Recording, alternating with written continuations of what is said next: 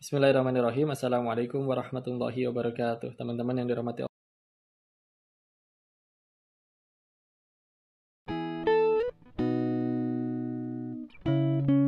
Orang yang mendoakan orang tuanya sehari 5 kali itu masih durhaka katanya. Ya. Kenapa? Kita coba baca ya. Sama-sama ya. Rabbighfirli wa liwalidayya warhamhuma kama rabbayana shighara. Rabbighfir lana wa liwalidayya warhamhuma kama rabbayana shighara. Rabbighfir lana wa liwalidayya warhamhuma kama rabbayana shighara. Allahumma ighfir lana wa liwalidayya warhamhuma kama rabbayana shighara. Allahumma ighfir lana wa liwalidayya warhamhuma kama rabbayana shighara. Capek bu? Enggak. Sakit? Benjol gitu gara-gara baca tadi? Enggak ya. Keseleo? Samurat kambuh? Enggak ya. Tapi kita tahu ya, Masya Allah, kalau kata dokter rasa paling sakit yang dialami oleh laki-laki itu paling kalau patah tulang. Tapi kalau seorang bunda, rasanya yang paling sakit adalah melahirkan. Pernah nanya ke orang medis seberapa sakit sih melahirkan. Ini menurut beliau ya, melahirkan itu 27 kali lipat lebih sakit daripada patah tulang ya.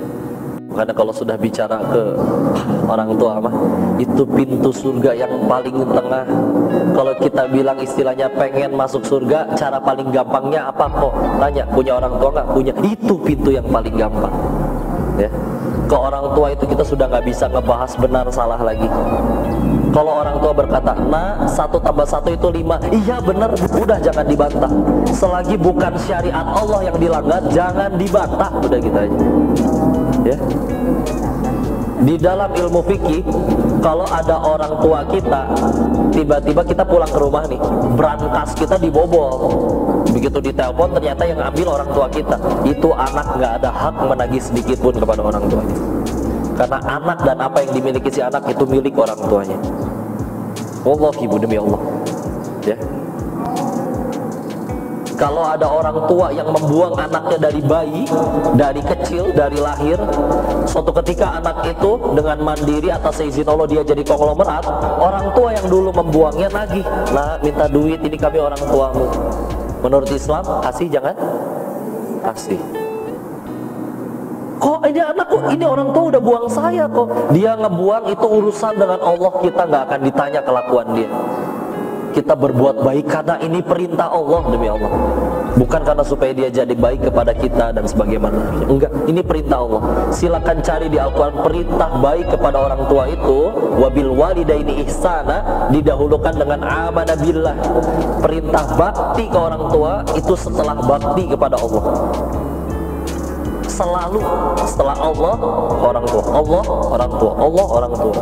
Makanya mohon maaf, sunnah kepada Allah dibandingkan wajib kepada manusia. Contoh, ibu lagi sholat duha ya, nanti ya kalau misalkan keturunan kita lagi sholat duha, lagi tasyahud akhir, ibu manggil, nah sini, batalin, berangkat langsung. Kalau sholat sunnah. Tapi kalau sholat wajib terusin. Karena wajib ke Allah dengan wajib ke manusia, dahulukan wajib ke Allah. Sunnah ke Allah dibandingkan wajib ke manusia, dahulukan wajib ke manusia. Ya, Masya Allah. Nah, seorang sahabat, ya Rasulullah, aku pengen ikut berperang, saya siap mati di medan perang ya Allah. Kau punya orang tua enggak yang masih perlu pertolonganmu di rumah? Punya, wahai Rasulullah. Pulanglah, itu adalah jihadmu. Ya. Di hadis yang lain Rasulullah berkata, sungguh hina, sungguh hina, sungguh hina 3 kali. Siapa wahai Rasulullah? Kata para sahabat, dia yang mendapati orang tuanya berada dalam kepengurusannya, tapi anak ini gagal masuk surga. Ini kalau bahasa kitanya mah, kamu ngapain aja gitu. Saking orang tua itu pintu masuk surga yang paling gampang. Terus dari misalkan 7 anak, kamu yang dipilih untuk ibu kamu pengen tinggal sama kamu. Walaupun berat ngurusnya misalkan, tapi kita gagal masuk surga padahal udah dapat amalan itu. Kata Nabi, hina, hina, hina. Kamu ngapain aja sampai gagal masuk surga? Itu amalan pahala yang paling luar biasa. Ketahuilah demi Allah, satu dunia membencimu tapi orang tuamu ridho, surga masih bisa jadi milikmu. ketahuilah satu dunia mencintaimu tapi orang tuamu pernah sakit dan belum memaafkanmu. Demi Allah tidak ada surga yang layak untuk engkau tempati. Ya, udah. Ada para penuntut ilmu itu ngakunya berilmu, ngakunya kiai, ke ibunya nyakitin, ngomongin naudzubillah.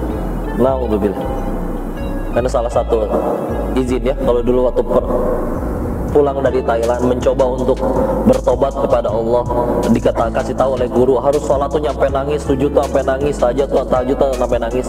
Ketika lagi momen-momen emang lagi sulit nangis, yang paling pertama paling gampang untuk bikin nangis udah langsung ingat orang tua.